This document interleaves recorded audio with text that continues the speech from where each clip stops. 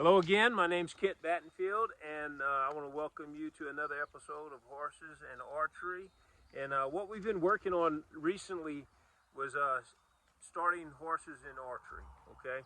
And I had two horses, and we were working with them. We're still doing that video, by the way. They just had a little bit more training to go in before we go any further with the archery. But anyway, while they're doing that, I had a couple of questions um, or statements. You know, people called in and they said, "Hey, listen, all that's great. I love your videos, but my horse is already fast. Okay, how do I slow him down?" So I did a video. This last video was kind of some of the things that I do to slow a horse down. Again, once they start going fast, it's hard to get them to slow down. You just got to stick with it and keep going. And you can get them to slow down, but it's going to take a lot of maintenance to keep them there. One of the ladies that called was saying that her horse is 20 years old and she's been shooting like that real fast for years. So it she didn't think it was worth trying to slow her horse down. She didn't think she could get it slowed down, and so she was wanting to just learn how to shoot faster. And that's another option whenever your horse is going too fast. Before you just take all the time to slow it down, maybe you might not want to slow it down. You might just want to speed up your shooting. Uh, in my opinion, an 8.5-second run is optimal. That's where I like to run. I don't like to go slower than that, although I do in some cases. It just depends. But the reason being is that you get most tracks, 90-meter tracks. Most of them are, you get like 14 seconds to run it, and you get a point per second that you go under 14. So up until 5 points. So anything lower than 9 is a waste. Okay, you don't want to go any faster than what you have to go. So anything lower than 9 seconds is kind of a waste. But the thing is, if you go 8.5, you're guaranteed that full 5 points every run if you can hit that fast. So being able to shoot that fast is basically just practice. Okay, most anybody can shoot that fast. Okay, it's not really that hard. It's more mental than anything else. And that's what we're going to talk about today, is how to kind of speed that up a little bit. So I'm going to go over a few things, and one of the main ways to speed up your shooting is getting rid of all your wasted hand motion. Okay, quivers, most of the ones that you pull back like this, okay, they're traditional. You pull back, bring it up. Let me show you. Pull it out the quiver this way, you bring it up, you slide it down, come in, and you shoot. Now, there's people that can go extremely fast doing that. I'm 54 years old. I'm not going to be able to go as fast as a 20-year-old. Okay, there's just no way.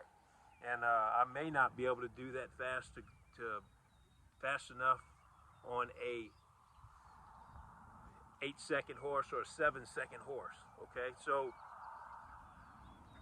what I want to do is shorten the distance that my hand moves.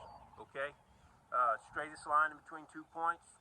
I mean, quickest way to get between 2 points is a straight line. Okay, so that's what I want to do. I want to get my line as straight as possible. I don't want to do any wasted hand motion. Okay, when we first started, that's why I use this type of quiver. Okay, it's a cross draw. I use a cross draw quiver. I can go into more how you can rig this up, but I use a cross draw, or I use a sword type that's on the side.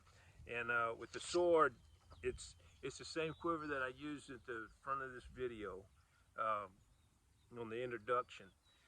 But you pull it here and straight to your bow. There's no wasted motion. It's here, straight to your bow. When you shoot, straight to your bow, shoot, straight to your bow. It's pretty efficient. The other quiver I like is your cross draw quivers. I started shooting the Native American deal, and I was looking into historical accuracy, and they were saying that they used, they would ride the written accounts of them, of the Native Americans when they're riding, that the quiver was across their lap. And again, I'll show you how to rig this thing up. All it is this tail. You just tuck it in your belt. The other end, tuck it in the other belt. It holds the quiver stationary. Works really well. Okay, so that being said, you want to get a quiver that is the most efficient, that your hand doesn't have to move as much. The back quivers that Mihai uses, where you just shoot, when you release, I mean the arrow's right here. I don't like it sticking out, but it's a very, very fast quiver. If you're not worried about that, about the design, that's probably the fastest quiver on the market right now. Okay, but I like the cross draw and the sword. That being said, okay, when I first started horse archery, I was taught to shoot like this. Okay, you put your bow at about a 45-degree angle, you nock, you push, pull up, and you bring down the full draw, and you release. Okay, now this is again, this is a Native American bow. The draw is short, but you would bring it to wherever your anchor point is. So it's here, 45, and the reasoning for that is that it's right here. You're going down a track, and everything's in view. Okay? If you're having trouble getting the knock on, you can still see it without moving things around. Okay? You come here, you draw, and you release. Now when you release your arrow and do katra, and you would do this with your arm. So it was this, you'd come up and shoot like that, and then bring it back up here and shoot again. Okay? To me, that was a lot of wasted hand motion. Okay? You're up, you're leveling out, and then you have to come to full draw before you can release. Okay? The next way that I started doing it was a little more efficient. You're still at your 45. You still knock your arrow like this, except you just, instead of bringing it up and down, you just push, pull straight out. Okay? Come here, push, pull straight out. But you still got your katra like this. You would come here, it would be at your 45, and you'd push, pull straight out and bring the bow back. Okay? To get your katra. Okay, so you'd still have it here. You'd push, pull straight back. And there you go. All right, so next what I did, it still had a lot of wasted motion because you was here. Now once I started looking in the katra on how to do it more efficiently, I found out you did it with your grip. You don't get it like this, you get it with your grip. Now you can get it like this, but as you see, I missed that target right there. It's not as accurate because you're throwing your bow. It's harder to get it, okay? So what I found out is that you get it with your grip.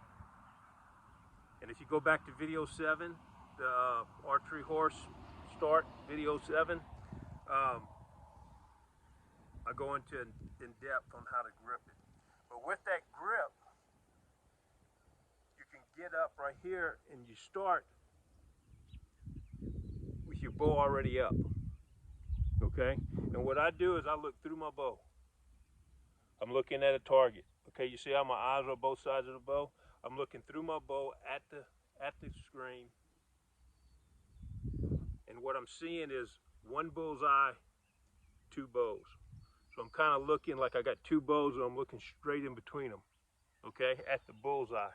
So you're holding it up and you get on target. Okay, I'm seeing 2 bows, 1 bullseye. So you hold it up like this. Now you can can it if you want. I like to cant my bows just a little bit, or you can hold it straight up. Doesn't matter. The thing is getting it here, where you're like this. Okay. So you're here. You get your grip right. You're here.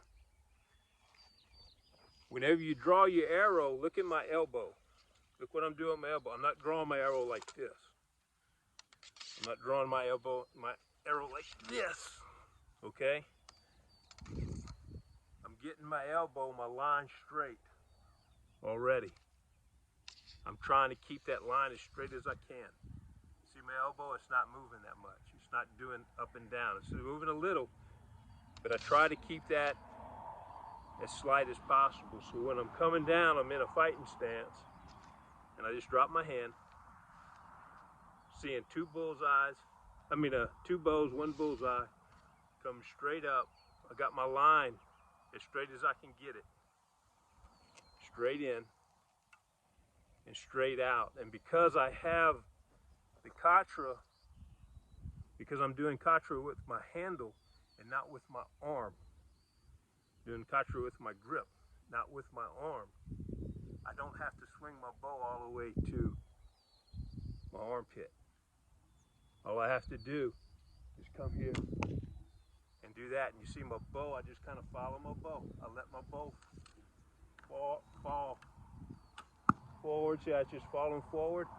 I just follow it. So when you shoot, you're here, you shoot, and your bow just goes. I can get it where you can see it. And you straight back up. Okay, it minimizes the motion. So you're here, you line straight, come in, okay, shoot, straight back down to your bow, your arrow.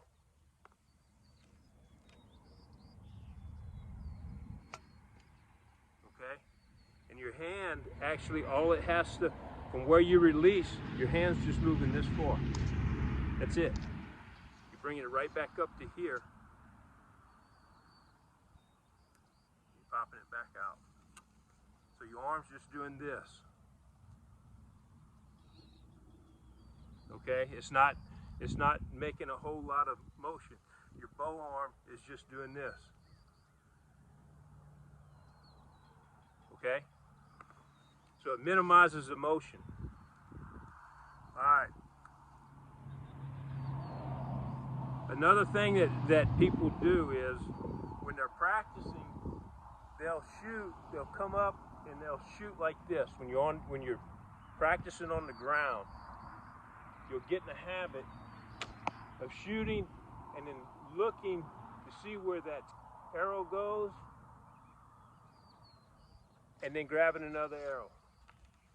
They shoot, look to see where the arrow goes, then they grab another arrow. You don't want to drop your hands and you don't want to watch the arrow. Okay? What you're doing is you want to practice enough to where you're relying on your form. Okay, it's just, I'm looking, I can see 1 target, 1 bullseye, 2 bows, and I'm just releasing. I'm just pulling back to my anchor point and releasing. I'm just pulling straight back on my line and releasing. Okay, that's all I'm doing. I'm not using the arrow for a point of aim, anything for a point of aim other than looking through my bow over my hand. right through here. That's it.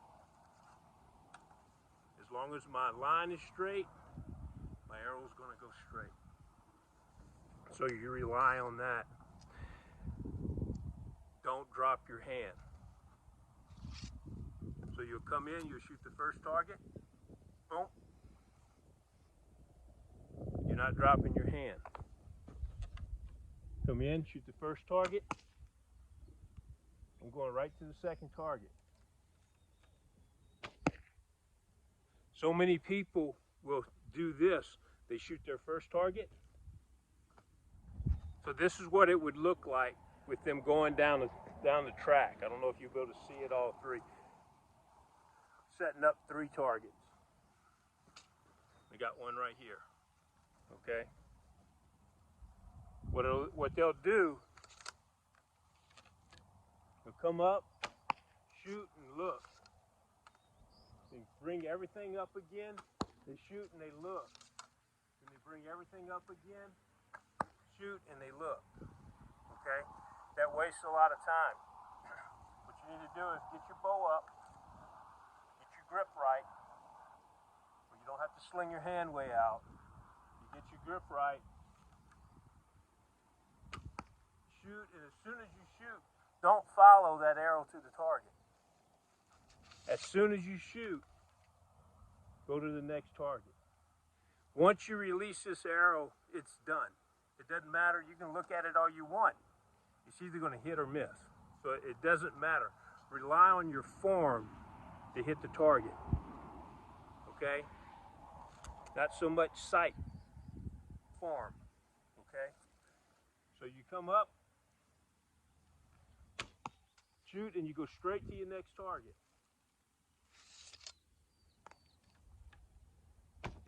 Straight to your next target, okay? Now when you're doing that, what you want to do is don't rush your shot. Where you want to rush is from here to here. That's where you want to make your time. Here to here, and from here to here. That's where you make your time up.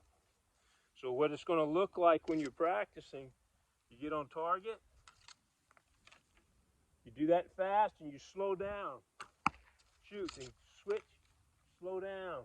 Shoot, switch, slow down. Shoot, switch, slow down. Okay? So you're not rushing your shot. Where you're gaining your speed is you're not. Where you're gaining your speed is not dropping your hands. Keeping your hands up.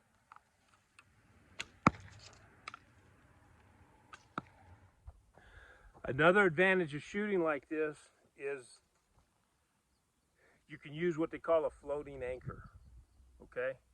You don't have to come all the way to full draw and get an anchor.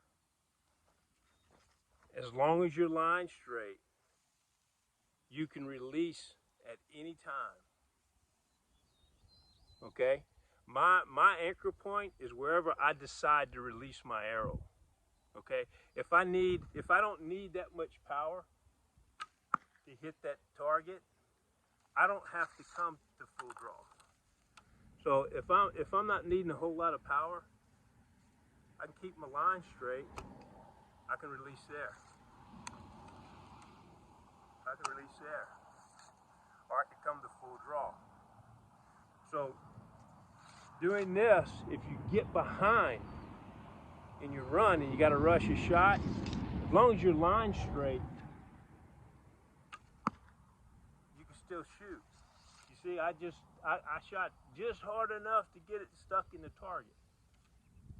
Now, optimum, you want to get full draw if you can, but you don't have to, okay? Shooting like this. So all of those things added up. Minimizing how much your hand's moving, minimizing how much your bow is moving. shortest distance between 2 points is a straight line. You want to speed that up as quick as you can. So you go down the target, you go down the track with your bow up. You don't ever drop your bow. Try to keep your elbow where your line is going to be. Straight. Here. Here. And then you can release at any point of your draw. As long as your bow has enough power to reach the target. Okay, and then once you do release, instead of doing this with your bow, you go straight to the next target. Bam, straight to the next target. Bam. That will speed you up. That will speed you up more than anything else. And you'll gain seconds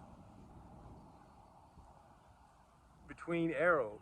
I mean, you'll gain a lot of speed without even moving your hand any faster. So if you watch, this is how I practice it. I'll set up 3 targets like this. I'll get on target. Go to the next one. Go to the next one. Go to the next one. So if you practice this drill, you hear, knock your arrow,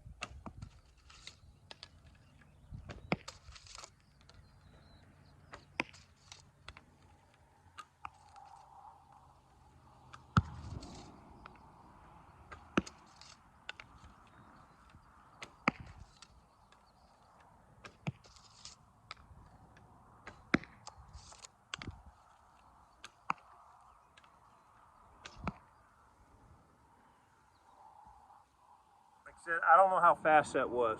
I'll have to go back and check it. I am guessing that's 3 arrows in 6 seconds is what, probably around 6 seconds is what I was averaging. And that's not even trying to go fast. That's just a relaxed rhythm, thinking about my form and doing it. Anyway, I hope that, that you've enjoyed these videos, that you're getting something out of them, and good luck with your shooting. See you later.